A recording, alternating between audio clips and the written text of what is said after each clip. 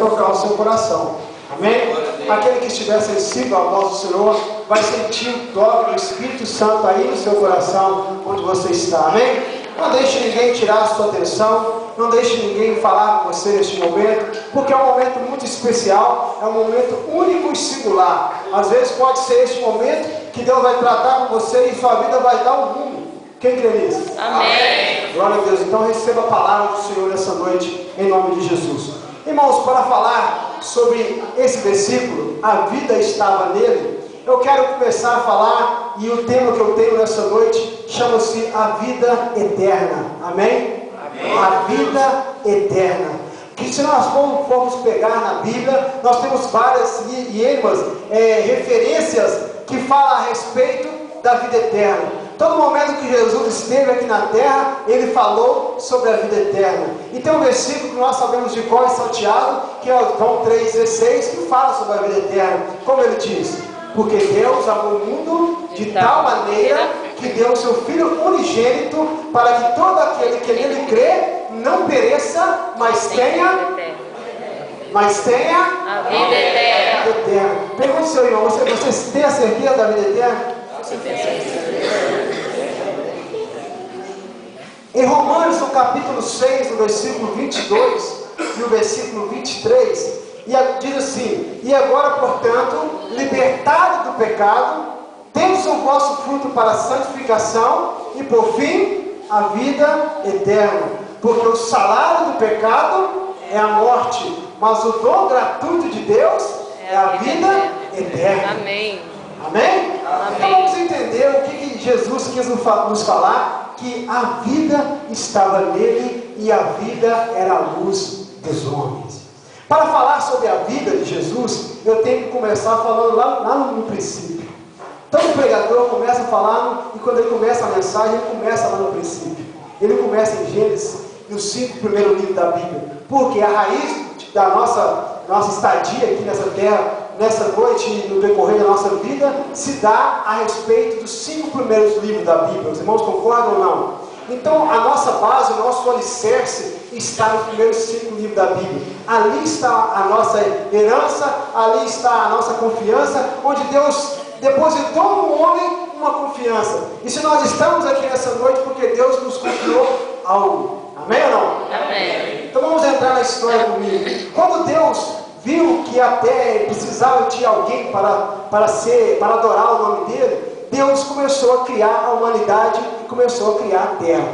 Para Deus criar a terra, Deus usou a palavra e disse: Deus, haja luz, e houve luz, haja terra, e houve terra. Os irmãos sabem disso. Mas quando Deus foi criar o homem, Deus criou o homem do pó da terra. E quando Deus criou o homem do pó da terra, Deus criou a sua imagem e semelhança. Da sua própria mão, Deus fez o homem. Depois de o homem ter sido feito, Deus soprou em suas narinas e deu ao homem o fôlego de vida. Em Gênesis, no capítulo 2, fala que o homem passou a ser alma vivente. E o homem passou a viver na terra.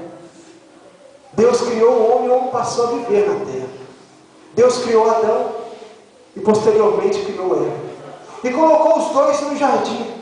E Deus, quando colocou aqueles dois ali no jardim, Deus colocou tudo aquilo para eles usufruir do bom, do melhor que a terra podia dar. Mas tinha um lugar separado que Deus colocou 2 árvores, bem grandes e muito bonitas, por sinal todas as duas. Uma chamava-se árvore da vida, a outra chamava-se árvore do conhecimento entre o bem e o mal. Deus falou com Adão: Adão, você pode comer do fruto da árvore da vida, mas do conhecimento você não pode comer. E nós sabemos que a serpente falou com Eva e Eva foi enganada. E Adão comeu a árvore do conhecimento, do fruto da árvore do conhecimento.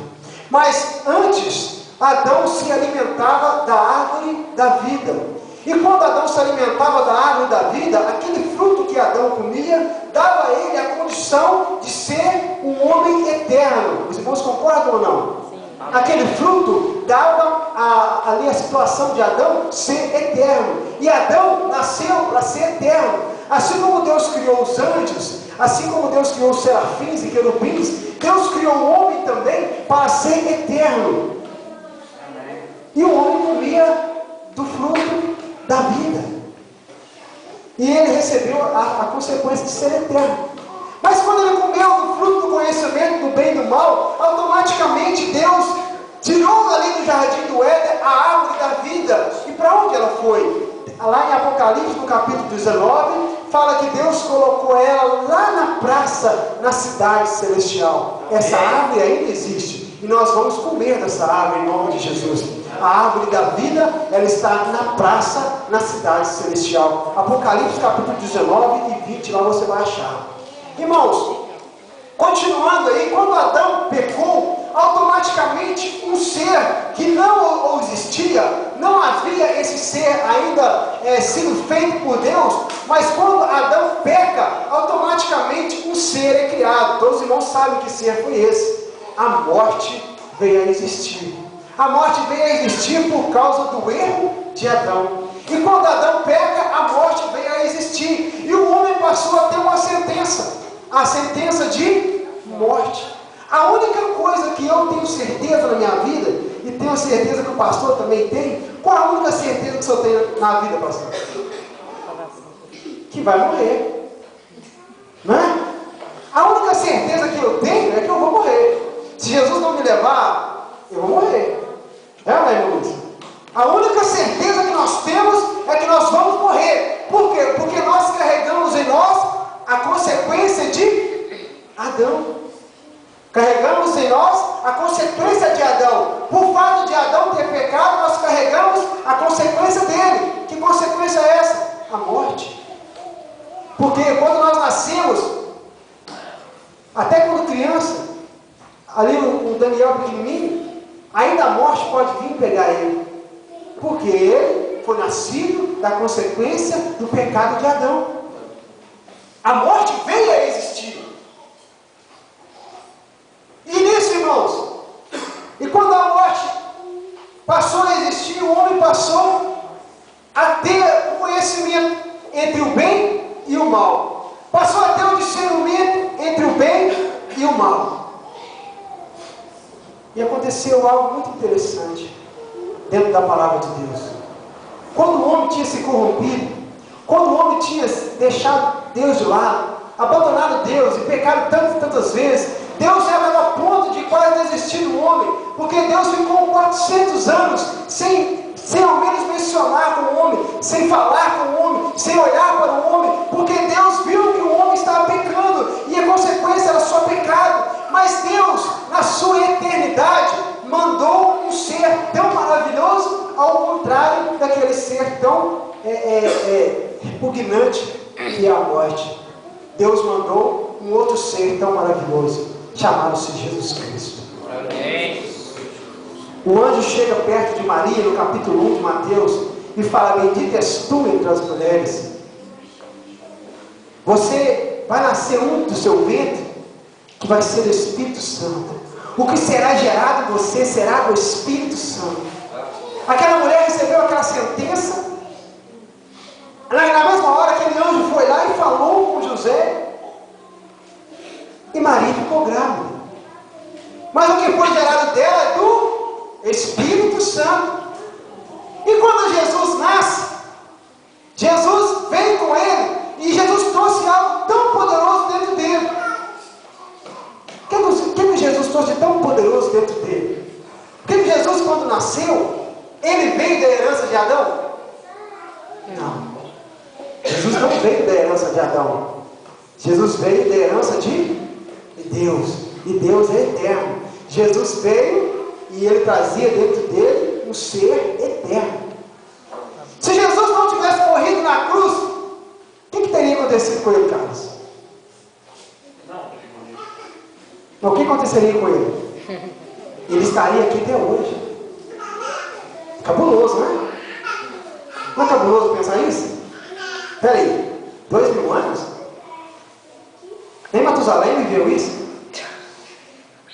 2000 anos, Jesus estaria aqui até hoje. Eu falo isso sem medo de errar.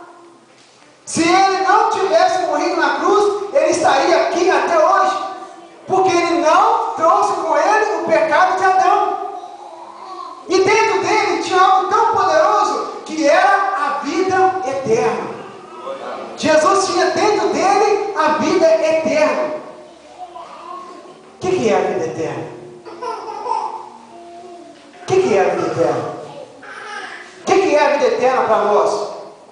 Quando falamos em vida eterna, às vezes nós temos uma ideia de o que é a vida eterna, mas na realidade nós não sabemos nem um pouquinho do que é a vida eterna, porque nós não temos isso, porque nós sofremos dores, sofremos paixões, a adversidade dentro de nós, nosso dia a dia, mas Jesus, mesmo passando por tudo isso, tinha dentro dele a vida eterna, e ele veio trazer essa vida eterna para nós novamente. Amém? Porque quando nós pensamos, essa mensagem é um pouco complexa, quero que vocês não peguem comigo que eu estou querendo passar.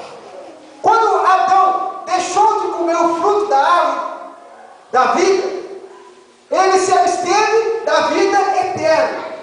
E quando Deus viu que o homem estava se corrompendo, Deus mandou novamente a vida eterna para a terra. Mas não foi em forma de uma árvore, foi em forma de um homem. Jesus trouxe com ele a vida eterna. Amém. Para os irmãos entenderem algo tão interessante, quando eu disse que o homem passou a ser alma vivente, o homem é uma trindade. Eu tenho corpo, alma e espírito. Eu tenho uma trindade. Os irmãos têm uma trindade. Nós somos uma trindade. A nossa matéria, esse corpo que estamos vendo aqui, por sinal muito bonito, pode olhar para mim, muito lindo, você vê. Esse corpo que você está vendo é uma matéria. E essa matéria, a morte vai levar. O Espírito, o que é o Espírito? O Espírito é aquilo que Deus te confiou dentro de você, para que você tomasse conta, para que você um dia encontrasse com Ele, com esse Espírito.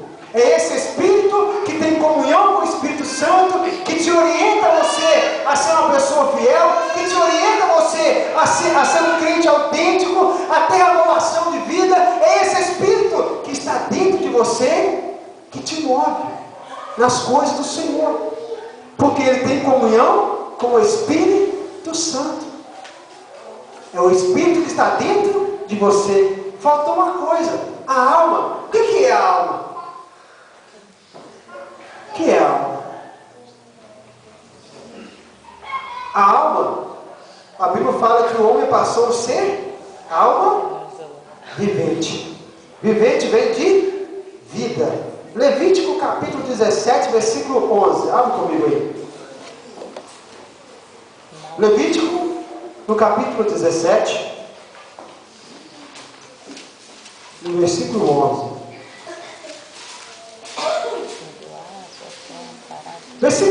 Levítico 17, 11, diz assim, olha: porque a vida da carne está no sangue. Peraí, isso é complexo, não é? Lê de novo. Porque a vida da carne está no sangue. O homem passou a ser alma vivente. Pesquisei sobre isso, já conversei com o pastor algumas vezes, já pesquisei, rodei e pesquisei de novo, eu só aponta para que a alma que nós temos é o nosso sangue. Estranho, né? A nossa alma é o nosso sangue. O que nós temos de mais precioso dentro de nós? O nosso sangue. Sem o sangue, não somos nada. O órgão mais importante que nós temos é o coração. Ele bombeia o quê? O sangue. Se tiver o coração lá, cara, sem o sangue, ele não dá nada. Se eu mexo os meus pés, se o meu cérebro funciona, porque tem sangue aqui dentro. O sangue corre na minha veia o tempo todo. Se eu estou vivo, é por causa do sangue. E a alma que nós temos, ela está relacionada com o sangue. Porque a vida da carne é o sangue. Por isso que Deus fala lá em Gênesis capítulo 9, de tudo podeis comer, menos carne sufocada com sangue. Deuteronômio no capítulo 12 fala que Deus deu para os homens o seguinte, pode comer tudo, mas o sangue você não pode comer.